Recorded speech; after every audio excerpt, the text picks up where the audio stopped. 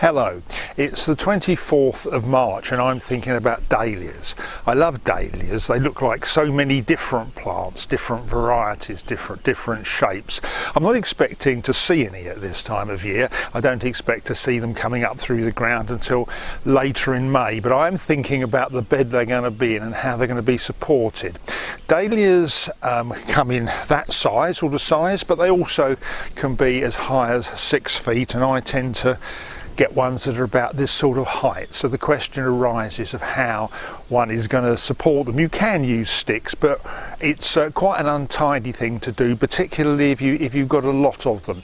I kept a small area of dahlias in previous years, and I used this frame to support them. You can see it's got 2 layers of netting, and they grew through the netting. The holes were about 4 inches square, but I want to extend my dahlia bed from that little patch to the whole length of this bed, which is about 4 meters long. So I'm going to use the same sort of approach, but I'm going to build something that will allow the dahlias to grow through supporting mesh over a much bigger distance, and that's what I want to talk to you about today. Here is the basic framework that's going to hold up the mesh to support the dahlias. There's a principle I'm using in that which I saw at a dahlia nursery, and that is there won't be any layers of mesh. There will just be one layer of mesh that can be raised as the dahlias grow.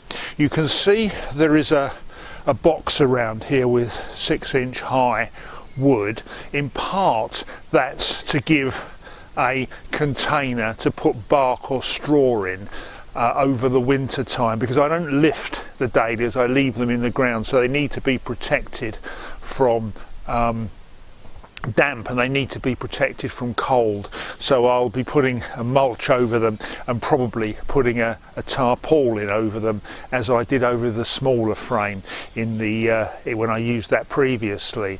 There's a second reason for the frame as well, and it all helps to improve the rigidity of the structure. You can see in the corners here there's a post which goes probably 18 inches into the ground, and these metal angles, which I'll explain in a bit more detail later, screw into that, so the whole structure is connected to everything else in the structure, which is useful in terms of giving line and level to the thing. And it's also useful in terms of keeping the vertical posts all in the same location and adding to the strength as they're all anchored together. This is the reason for the angles, because the supports that hold up the frame for the mesh will just slot straight into the angle there and are constrained by the angle iron.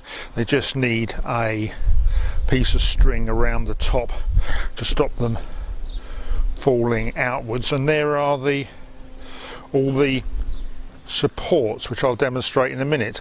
I'm pleased that I was able to use all recycled wood in this. I remember when these supports were the arras rails of a fence, then they held up the strawberries, and now they've got a third incarnation looking after the dahlias.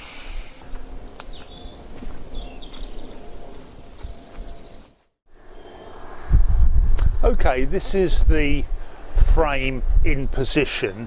It's a wooden frame with a mesh over the top of it that's got 4x4 gaps in it for the dahlias to grow through. I've used 2 sections of wood to make each side, and you can see I've overlapped them. The reason for that is that the bending moments are most in the middle of the beam, and that just stiffens the middle of the beam to avoid it sagging too much, but I think this should be all right. Now, looking at this, I think you'll have the question, okay, well that's in position, but how on earth do you get it up to the next level. And that's actually fairly straightforward. The first thing to do is to remove all the pieces of string that are helping to keep the support steady.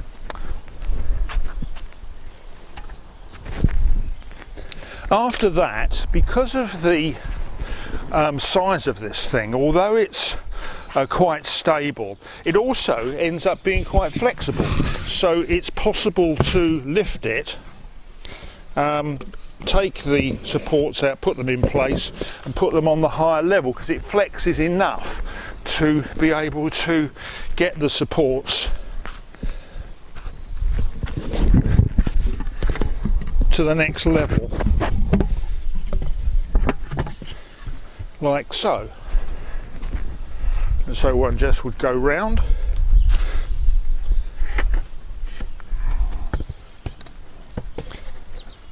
manoeuvre it to get it to the next level up, and also it's strong enough to just maintain a little bit of twisting while the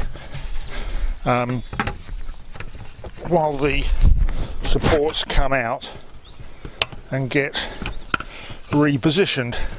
And then all I would do is to tie them up, and it's in the position for the next height of growth.